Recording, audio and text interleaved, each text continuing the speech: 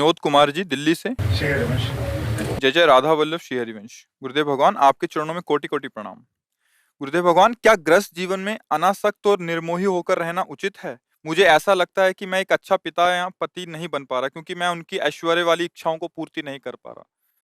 अगर भगवत प्राप्ति करनी है तो निर्मोह तो होना ही पड़ेगा, चाहे गृहस्थ हो चाहे विरक्त हो। अनासक्त तो होना ही पड़ेगा अपने शरीर से, अपने शरीर संबंधियों से, पर व्यवहार आसक्त जैसा ही करना होता है। समझ रहे हो? अनासक्त भाव से रहते हुए भी व्यवहार आसक्ति वाला, क्योंकि प्रवृत्ति मार्ग में हो, गृहस्थ मार्ग में हो। बेटे से बेटे जैसा व्यवहार, पत्नी से पत्नी जैसा, अतिथि से अतिथि जैसा, सबसे प्यार कर रहे हैं, पर प्यार किसी से नहीं कर रहे। हमारा प्यार का व्यवहार है, पर प्रीति केवल अपने प्रभु से, प्रभु के नाम से। क्योंकि भक्ति मार्ग में हो, ज्ञान मार्ग में हो तो स्वरूप, स्वरूप के सिवा कुछ है नहीं। तो व्यवहार तो वैसे ज्ञानी भी करता है, वैसे ही व्यवहार करता है। व्यवहार में थोड़ी अंतर होगा, सब में एक ही प्रभु है, पर व्यवहार में वैसे ही बर्ताव करना जैसा करना है। तो ये भाव ऐसा, अंदर से अनासक्त रहना, बाहर से व्यवहार करना है। अपने लोग क्या होते हैं, बाहर से मोह करते हुए अंदर से पूरी प्रियता रख लेते हैं, तो हमारी दुर्गति हो जाती है, अगला जन्म बन जाता है। क्योंकि जहां हमारी आसक्ति होती है वही हमारा चिंतन होता है, जो चिंतन होता है वही हमारी गति होती है। तो समझ रहे हो ना? अनासक्त होकर प्रभु का चिंतन करते हुए आसक्त जैसा स्वांग करना है। जैसे किसी नाटक में तुम्हें पिता का रोल मिले, तो वहां थोड़ी तुम दिखाओगे कि हम जानते ही नहीं, जो हमारा पुत्र बना है, जो हमारी पत्नी बना है, तो है ही नहीं। आप बिल्कुल वैसे ही स्वांग करेंगे जैसे वास्तविक आप इसके पति हो और वास्तविक पिता हो। तभी आपको इनाम मिलेगा कि बहुत अच्छा अभिनय करने वाला आदमी है। बिल्कुल ऐसे ही हमें सृष्टि में स्वांग करने को मिला है। न कोई किसी की पत्नी, न कोई किसी का पुत्र है, एक सच्चिदानंद भगवान ही सब रूपों में स्फुरित हो रहे, पर ये हम जानते नहीं। तो ना जानने के कारण हमको अब अनासक्त होकर चलना होगा, तब हम जान जाएंगे। जहां असंग और अनासक्त होकर भजन करोगे और व्यवहार बिल्कुल वैसे ही करोगे, तो आपको झलक आने लगेगी, ये पर्दे हट जाएंगे शरीरों की, और अंतर में बैठा हुआ परम तत्व परमात्मा ही अनुभव में, श्री जी ही अनुभव में आने लगेंगे। समझ रहे हो? अच्छा, भोग विलासता की पूर्ति कर सको तुम, तो ऐसी ब्रह्मा में भी सामर्थ्य नहीं, तुम अपने बच्चों की क्या कर सकते हो? वासना की कभी पूर्ति कर ही नहीं सकते, ना अपनी ना दूसरों की। एक विद्यार्थी स्कूल जाता था, तो पैदल 3 किलोमीटर स्कूल दूर था, तो पैदल जाता, तो एक धनी मानी का लड़का साइकिल से निकला।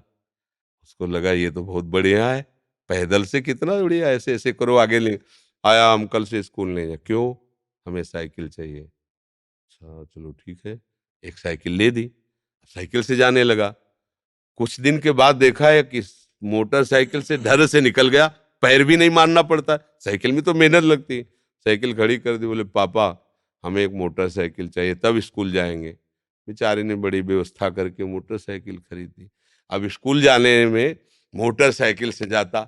एक दिन वर्षा हो रही थी, आंधी चल रही थी, बगल से देखा बंद शीशा की कार एकदम घूं से निकल गई। लौट के आया, बोला पापा मोटरसाइकिल रखी, आज से तो हम मोटर कार खरीद दो। कार खरीद दिया, बेच के खेती वेती। चलो लड़का अकेला है, कार में जाने लगा। एक दिन जाम में कार फंस गई, ऊपर से देखा हेलीकॉप्टर निकल गया। गया, बोले पापा कार तो जाम में फंस जाती है, हेलीकॉप्टर उतारा, जूता 10-5 जूते मारे और तो कार भी बेच दी, का पैदल जाओ। समझे वासना की पूर्ति कैसे होती है? ऐसे।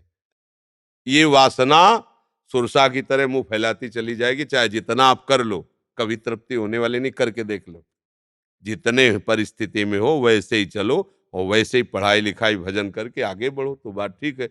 अगर आप सोचोगे हम अपने बच्चों की वासना पूर्ति कर दें, ना अपनी कर सकते हो ना बच्चों की कर सकते। एक राजा ने एक बकरे को दिया और प्रजा को कहा, अगर इसे तृप्त करके लाओगे तो तुम्हें अमुक इनाम देंगे। तो बहुत लोग बकरे को छकाने में कितनी देर लगती है, ले जाते अच्छी अच्छी पत्तियां ये सब उसे खवाते, और जब राजा के सामने ले जाते तो राजा जरा सा कुछ डालता, वो स्वभावश चुन लेता। बोले देखो चुन लिया ना, मतलब तृप्त नहीं है।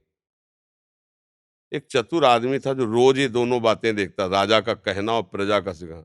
बोले महाराज हमें एक दिन के लिए बकरा दिया जाए, तृप्त करके लाएंगे। बोले हम तो दे ही रहे, चलो आज तुम ले जाओ। बांस की इतनी बड़ी छड़ी नई काटी और बोला घास डाली, चप से मारा। हर चीज डालता, एक भी खाने नहीं दिया। हर बार मुंह मारने में चप। तो शाम के ऐसी दशा हो गई, सब डाल दिया, वो मुंह नहीं मारा, ऐसे खड़ा रहा। राजा के पास ले गए, राजा ने देखते ही कहा इसका पेट खा लिए तो भूखा। बोले आपका परीक्षा से मतलब है, ये भूखा या प्यासा, ये ऐसा आदेश नहीं था। आपने कहा था हम डालेंगे, चुनेगा नहीं। आप डालो, अगर चुन ले तो बताना। डंडा रख के ऐसे बैठ गया, डालो। अब राजा जो भी डाल ले तो बकरे की दृष्टि उसी डंडे पे केवल है, चुप। वो धीरे से दंड, बकरा बिल्कुल चुप। समझे, ये वासना बकरा है, ये डंडे से मानेगी, चारा से नहीं मानेगी, ये चट मुंह है। और जब एक अपने आप ठीक, बस ऐसे चलो, अनासक्त होकर जैसी परिस्थिति मेरी है उसके अनुसार हम तुम्हारा भरण पोषण करेंगे। तुम्हारी वासनाओं की पूर्ति नहीं कर सकते, कोई नहीं कर सकता, कोई नहीं कर सकता। इतनी वासनाएं बढ़ती चली जाती है कि देखो, जो भारत के सबसे बड़े धनी है ना, वो विश्व के सबसे बड़े धनी बनना चाहते हैं। वासना का कभी अंत नहीं है।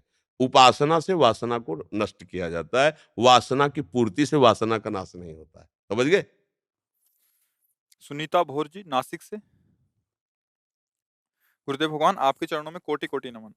गुरुदेव भगवान, एक रोड एक्सीडेंट में मेरा एक हाथ टूट गया था। घर में राधा कृष्ण जी के विग्रह हैं तो उसकी पूजा एक हाथ से करती हूँ। कभी कभी उनका श्रृंगार करते वक्त दांत में पकड़कर गांठ मारनी पड़ती है। पहले तो अपराधी भावना नहीं होती थी क्योंकि मैं लड़ लेती थी, बट अभी जब से शरणागति हुई है तो एक अपराध की भावना सी लगती है। मुझे एक हाथ से माला और सेवा किसका के है? लिए नहीं मार्गदर्शन। नहीं नहीं, बिल्कुल कुछ नहीं ऐसा सोचना।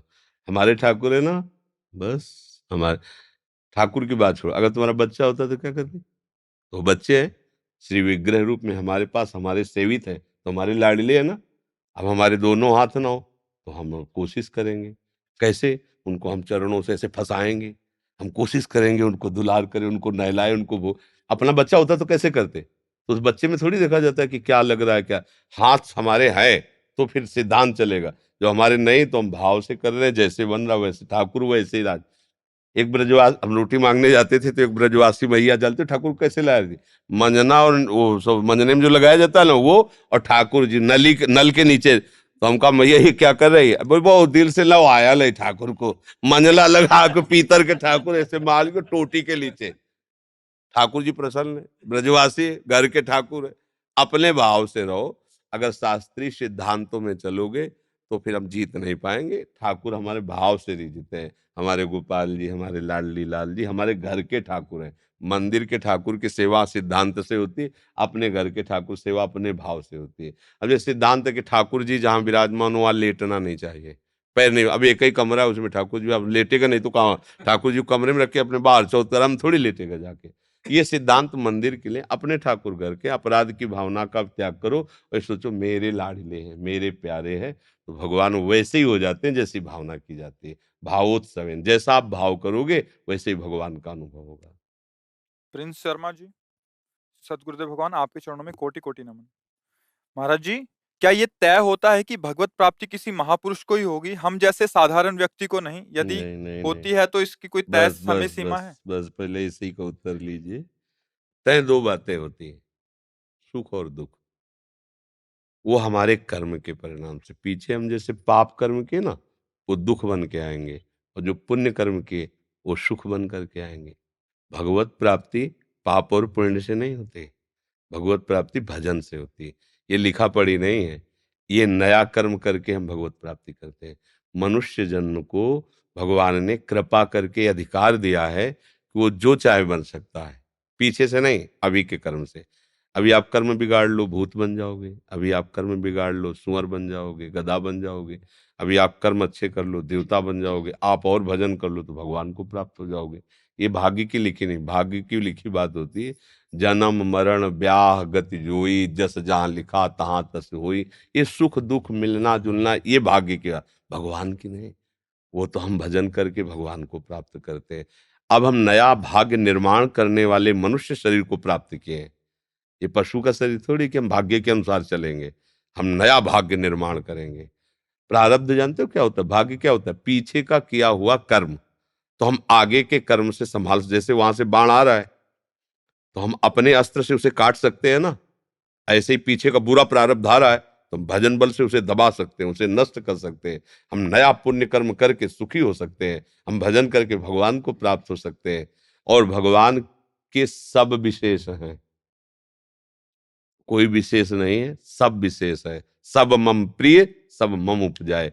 उस माता से पूछो जिसके 10 लड़के हैं, 2 हैं बेवकूफ है, 2 हैं बहुत पढ़े लिखे हैं, 4 बहुत कमाई कर रहे हैं, 2 फ्री में बैठ के खा रहे हैं। वो जब भोजन परोसती है तो सबको बराबर एक ही रसोई। और उससे पूछो तुम्हें कौन प्यारा है, तो कहेगी 10 हमें प्यारे हैं, पर 10 में से जो 2 बेवकूफ हैं वो ज्यादा प्यारे हैं, क्योंकि बेचारे कमा नहीं सकते, उनको ज्ञान नहीं, इसलिए मुझे विशेष चिंता उनकी है। भगवान को विशेष दैन्य जन प्यारे होते हैं, शरणागत जन प्यारे होते हैं, बगैर सबको प्यार करते हैं। जो चाहे भगवान की प्राप्ति कर सकता है। इसीलिए भगवान ने कहा पुरुष नपुंसक नारीवा जीव चराचर कोई, सर्व भाव भज कपट तज मोहि परम प्रीत सोय।